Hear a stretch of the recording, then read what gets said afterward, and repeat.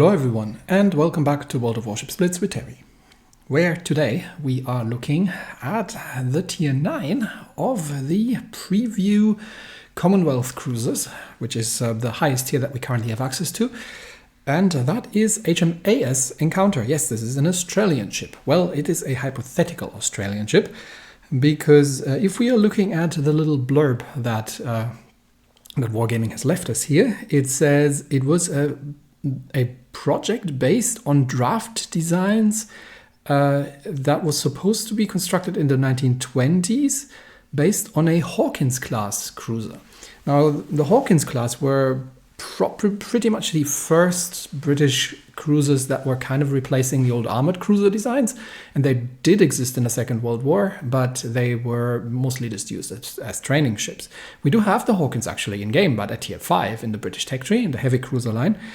So, unique solution for the era was triple gun turrets. Yes, definitely. I didn't see many of those around. Now, why we didn't get something like, I don't know, HMAS Canberra or something like that is beyond me. But we have a hypothetical cruiser from the Australian Navy based on theoretically a Tier 5 design, but looking completely different with a completely different turret layout and also significantly larger.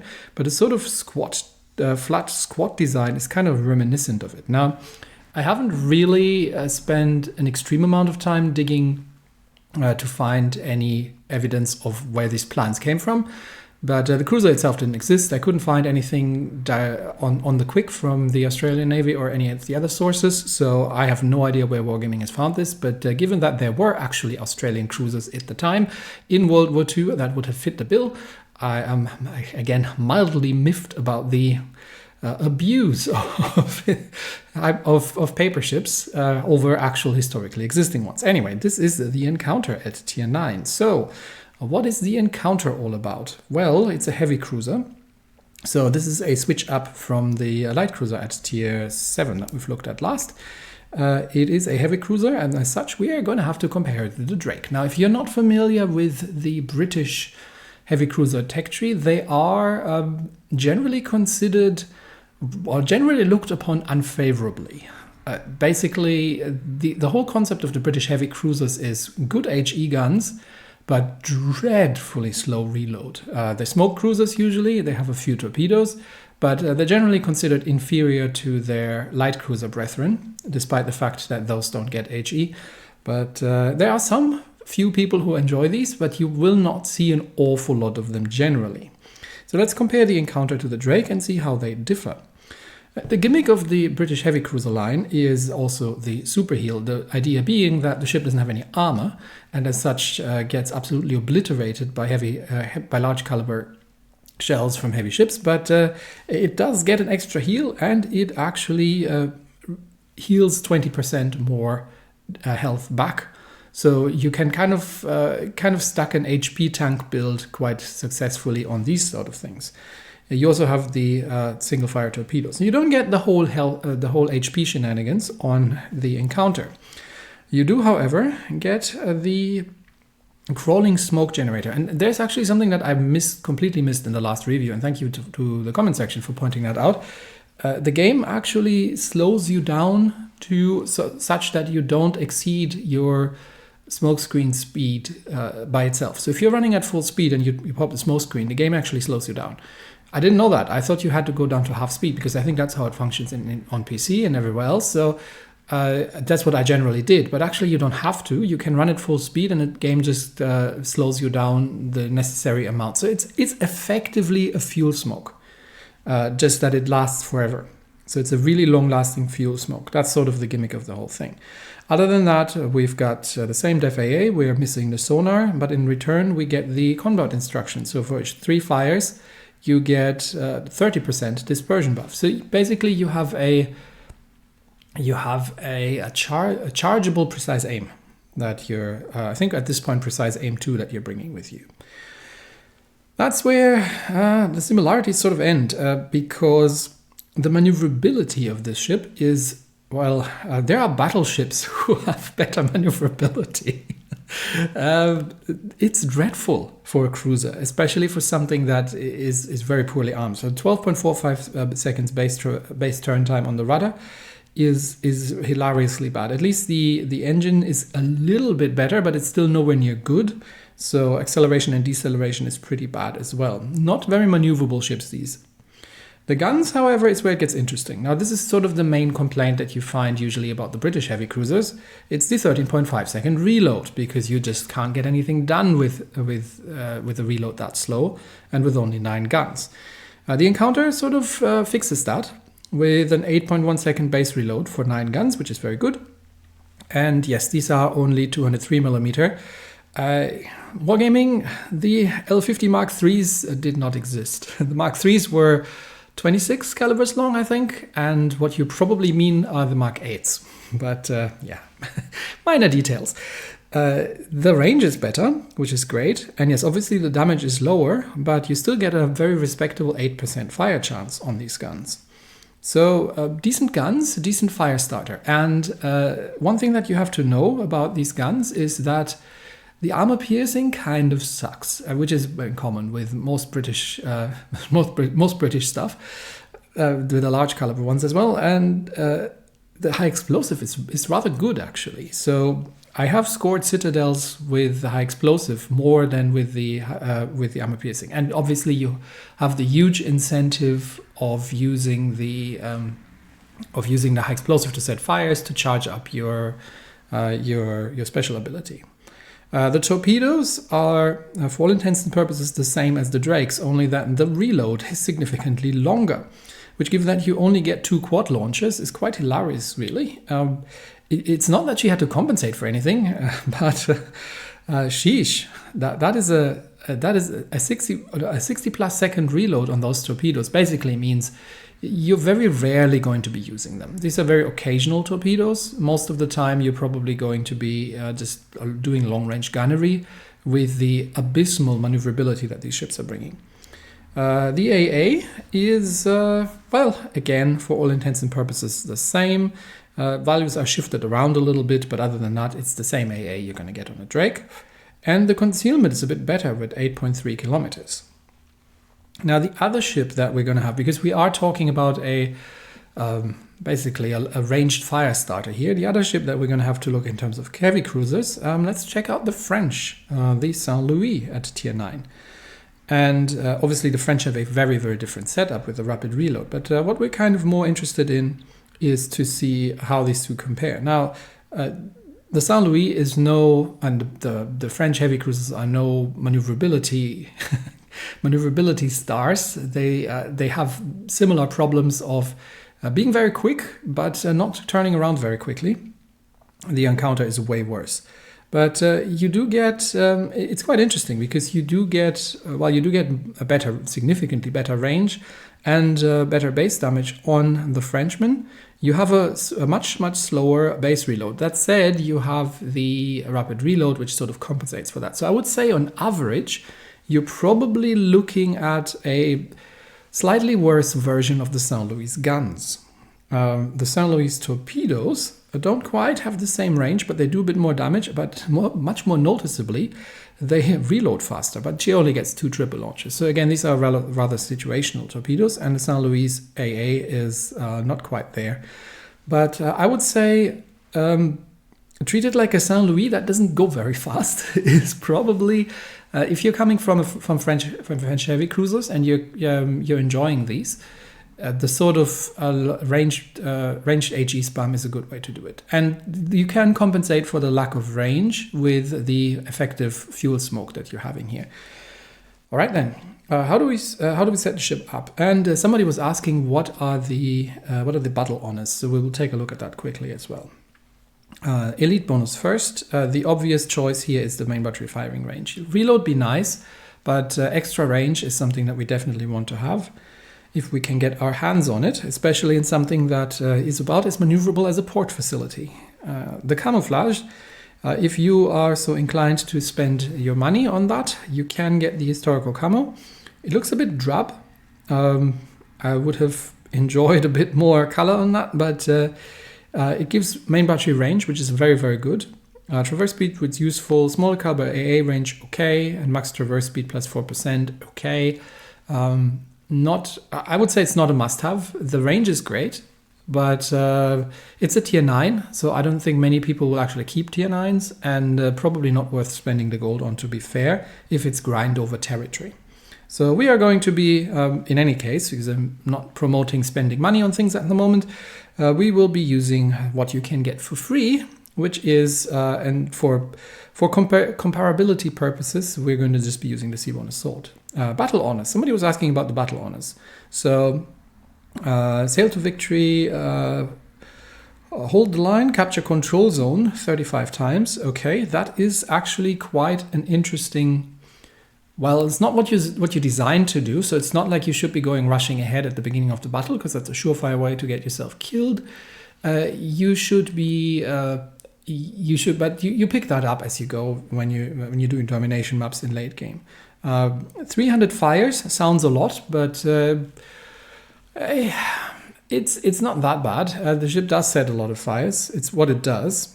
1.8 million damage in total, so it's cumulative, and 90,000 points of damage in one battle is doable. But it gives you a bit of an indicator here, and I find that quite interesting, because oftentimes these do X damage in a battle.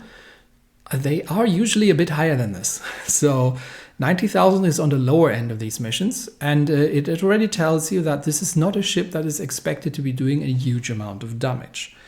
And with that, we are shifting over to the equipment. Now, main battery mod 3 is quite a nice choice, because it combos, or it stacks nicely with the precise aim that you get on after setting 3 fires. Then obviously engines in 2, and I am actually using concealment in 3 rather than steering wheel, because the rudder is beyond hope at this point. You effectively have to have a plan, a calendar out, and plan your days ahead when you need to change course. So you can already start turning the rudder the night before you actually engage the enemy. Just concealment modification it is. So with that setup, we are getting to a gun range of 12.5 kilometers almost, which is pretty decent. And we are having the engine, what's the other one we used? So 14.8 seconds time to full speed is getting there. Still not great, but it is getting there. And the concealment is down to just over 7 kilometers, which is excellent, which means we are, and this is before consumables, this means we are reasonably stealthy enough to get into a position where we're not going to be instantly obliterated by Vermont, which is, given that you're in tier 9, a distinct possibility. Commander build, I haven't put it up into the talents, because I don't think anyone has a Commonwealth commander up in the talents at this point. We're going to be using underwater protection for less torpedo damage. I am actually building here for the air defense. You can kind of, the AA is not the greatest, but since you're staying back anyway, you may as well be a support cruiser and effectively use your extremely long-lasting fuel smoke to, just scoot under planes and shoot them down. So we may as well build for it. Then you have no incentive not to build for HP, even though you don't get the super heal that you get on the British line. The absolute must is the Mistweaver. You'd be really amiss if you're not taking that, but in return it means you are going to take a lot more damage from fires. And one interesting factor here, I have actually ended up using the IFAG skill. Now, generally IFAG is considered not useful for most ships. I would almost argue that for this ship it's not a bad choice, because the armor-piercing penetration is so dreadful that even with APCS I've had trouble penetrating light cruisers.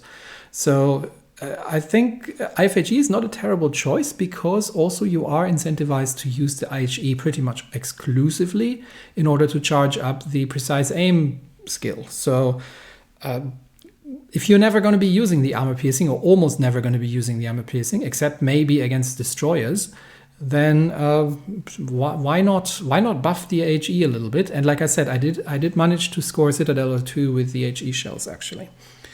And you can use Giant Hunter for when you get your torpedoes on target. Alternative would be the Horizontal Protection Expert. I don't think either of them makes a huge difference. So level 12, as usual, is not a massive difference here in things, because you're not a torpedo cruiser for sure. In the first round, we are playing Domination on Aurora and facing, obviously, Tier 10 ships. Whatever the heck that is, Freedom Fighter. I think it's an American Tier 10, so it's probably a Monty or something. Lepanto, an enemy encounter, Zhao, Daring, and Harugumo. So off we go. We do have 2 destroyers on our side, a Z-52 and an Adriatico, so there is a relatively decent set of destroyers out there facing each other. And this will get quite interesting. So let's see how it goes. What you want to do in the encounter is stay back. So I do want to support my destroyers. So I've got the Adriatico here with me, and I do want to support the destroyers, but I do not want to get anywhere near an early spot. So there are obviously 2 battleships on my right here, but I am following the destroyer in respectful distance. And I do have the range to cover A and B Cup from over here. There's absolutely no need for me to rush in there. So we're going to be taking our time and say hello to everyone and wait for the Adriatico to do the scouting and to take the capture circle. So that's about as close as I want to get to everything. I know that there's going to be something there next to that island, because that's where the enemy side is spawning. And but it looks like no enemy destroyer yet in A Cup, and the Adriatico is capping. So, oh no, there's the Harugumo. Okay, so open up at the Harugumo, and for that I'm actually going to switch to the armor piercing. And yes, Dispersion says nope. Just to see if I can maybe get where's Harugumo going. I get a shot out at Harugumo. Harugumo is shooting at me, so I'm already slowing down and going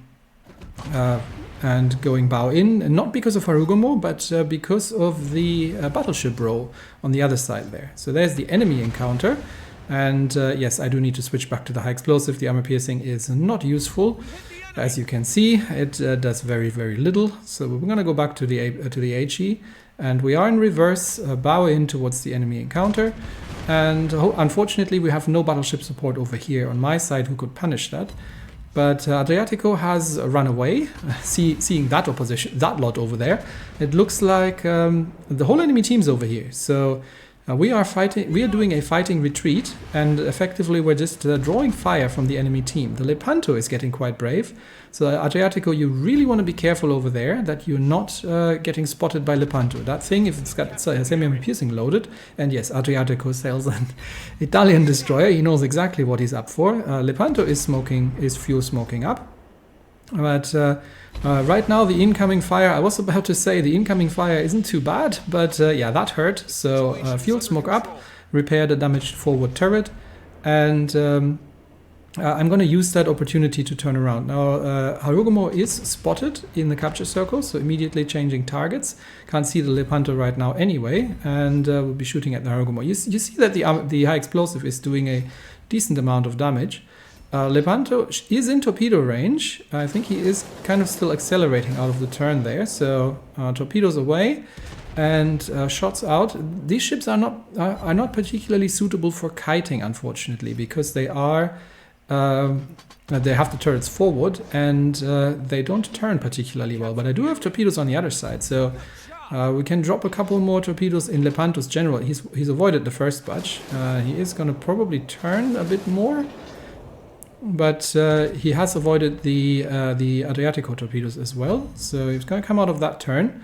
And you see, if you're trying to kite, you're only getting the rear turret on target, and the turrets are too slow to do that really effectively. So ideally, I would not be in this kind of position. But Lepanto just fired, so now I can time his reload. Okay, there's a double fire. He damage cons that, obviously. Torpedoes torpedoes appear to have missed. So, but it's kept him at bay, and I can use the opportunity to turn the ship around. And now he is smoking up again. So there's not an awful lot I can do about that. But now I can get into my preferred position. So that's one permafire, and I got lucky there that he didn't get his guns on target. But my smoke's already ready again. Thank you, Mistweaver skill. And Lepanto, if he is taking a torpedo, he is not. Okay, fuel smoke up, and now we are just going to drop the torpedoes in his direction. He's on double permafire. The Adriatico is obviously setting fire. Now it's another fire, and Lepanto is questioning his life choices, and I actually have the precision skill up. He is dodging most of the torpedoes, but the one torpedo that he takes causes a permaflood. And the Lepanto didn't do anything wrong here. It's just that he is really, well, royally screwed. going up against the destroyer and the cruiser like this aggressively, that are both HE spamming, and yeah, torpedoes away. The Lepanto is already dead. I don't need to worry about that thing anymore. There he goes. You can play like this. If the Lepanto had any support, and I would have been broadsiding that support over an A-cap, that would have been a completely different story. But we are 2 kills ahead. Still, we're only holding, we're not holding any of the capture circles in a second. So there's still a destroyer out there somewhere. The American thing has just gone down. And that means we're just going to have to clean up and capture the things. But that's kind of what you can do with an encounter. Or that's how you want to play. You really need to lean into these fuel smokes. They are your big gimmick, really. Set fires, use the fuel smoke effectively, and go defensive. Going defensive a lot is something that you're going to be doing a lot, and you can actually draw an awful amount of fire away from the enemy, and that in that way, and see if we get up. A friendly enemy encounter is still alive, so a couple of shots out at that thing. See if we can hit it. Incoming torpedoes there, but even if we take one, it's not a huge deal. We've got almost full hit points. Now managed to evade them without too much trouble. But yeah, that's generally how you want to play this. And again, I'm testing out the AP a little bit here to see what we can do. We've got a fire up. Is he gonna AFK? It looks like he rage quit. So fire is not really gonna do an awful lot, burning down. But so we'll use the AP for what it's worth to do as much damage as we possibly can, and we actually got the kill. And that was the last ship in the round. So well played team overall, and well played Z52 here. But yeah, you're not gonna make damage records in these ships. They are. I would argue they're in a weird way. They are actually support cruisers. They don't have the utility for it, but what they're good at is sort of drawing enemy fire and just annoying the heck out of enemy ships by HE spamming them, and then disappearing into these long-lasting fuel smokes, and just distracting the enemy team. There are a couple of premiums out there that can do this sort of thing as well. The second round is base capture on Hourglass. We're fighting Izumo, Egir, Takahashi, and Des Moines. Yes, it's a smaller group here, but you are getting bots, and obviously in an HE spammer, having bots in the game is not bad for farming damage. So this is more an exercise of, let's see how much damage we can do with this ship. And how can we match up against some excellent cruisers out there, like, say, for example, a Des Moines. Right, we're spawning center, which is not my favorite position, but there's no carrier around here. And that means I am probably going to just stay center, given that there are 3 bots on the enemy team, which are going to rush straight ahead. So you don't want to go too far ahead in the ship in a good day. And especially in bot battles, you want to make sure that you hang back. Because one thing that they're not very good at is getting themselves out of dangerous situations. I mean, yes, you can use the fuel smoke. I'm not going to call it crawling fuel smoke, because that's basically what it is. You can use the smoke for that, but it still doesn't pay to be too aggressive, because in these tiers, people will sort of have learned how to aim in smokes, especially if you give them traces to shoot at. The dispersion by itself is not great. So base dispersion is quite meh, but that's what the ship skill is for. And Brindisi is going ahead, and we've got a Shimakaze. So far, we haven't seen any of the any of the players just yet. But there's the enemy Des Moines over there, so that's one that we're going to be dealing with. And first we need to get the bots out of the way, however. So let's get some torpedoes away just in case the bot runs into them. And I think there is the enemy Aegir. But first of all, it's the matter of shooting at bots and see if we can farm some damage. Because if you really want to get these, there we go, first permafire. If you really want to get these 90,000 points of damage for the last battle honor, then that's something you got to do. The other thing that the special skill is doing is gives you better shell velocity, which means that the shell behavior actually changes, which is something that to keep in mind. Hello, Mr. Des Moines. You're awfully brave, sitting broadside on, but I don't think any of our battleships is having a clean shot, so it's a fire on the Des Moines. Does he Damacon single fire? He does not. Okay, so Des Moines does not Damacon single fire. We do have still some bots coming and sailing over here. Where is that Großer Kurfürst going? Is he coming around? He might be. I'll just drop some torpedoes on him. Des Moines is HE spamming me, which is unusual. I would assume Des Moines usually to go for armor piercing, but maybe he just had the IHE loaded. Let's give him the benefit of the doubt.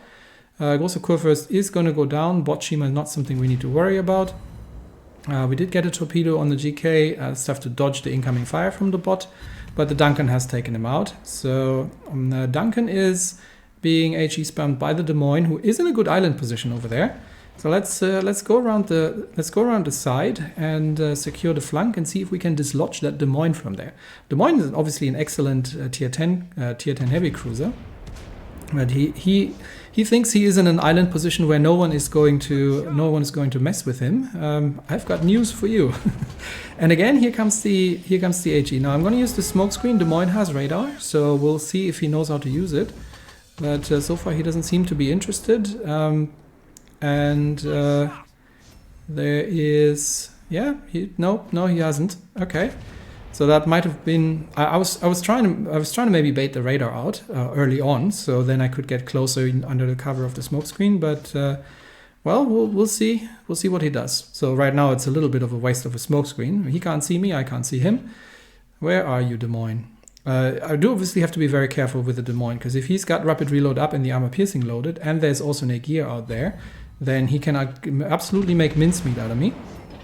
So we'll just position here for now. No, he's insisting on using the high explosive. So okay, I can work with that. Let's just back off a little bit, heal that up, and then just let him sit there, because we do have an Aegir over there, so I do have to be careful about that thing. And see if we can get some permafires going on the Aegir. I am relatively alone on the flank here, and then I can rush Des Moines potentially, which is generally not advisable, but this particular Des Moines seems to be very enamored with his island waifu, so I'm going to let him stay there and spam some HE on the Aegir. You see that the shells behave very differently when you have the skill up, so you gotta account for that a little bit. But enough with the Aegir. Aegir is retreating, so now I think I am going to be taking on the Des Moines. And he hasn't triggered his radar. He's now on fire. He is Damaconing the single fire. And that means we're going to put the smoke screen up. Let's see if he's triggered. Yep, there comes the radar. Okay, that was to be expected. But my smoke screen lasts 40 seconds. His radar does not last that long. So yes, you can see me, but that's not going to do you any good. And I'm using the HE here again. I could use armor piercing here, but the HE is doing a fair amount of damage, and I want to also charge up my special skill.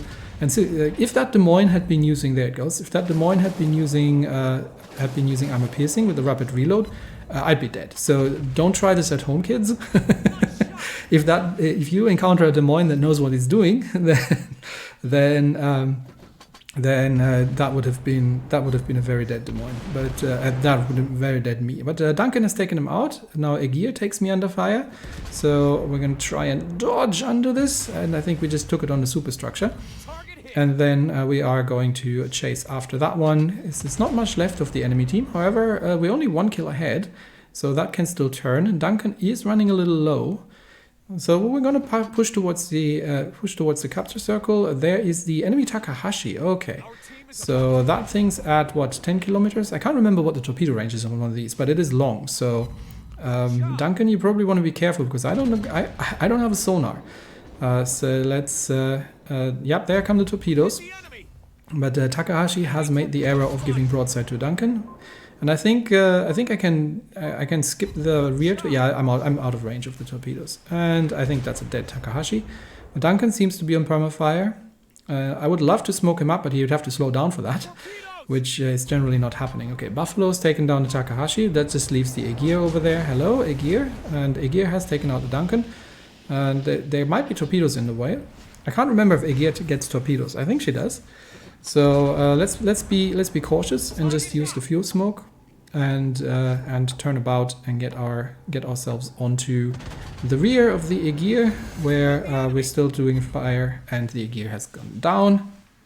So that was it, all in all, and well played, Duncan.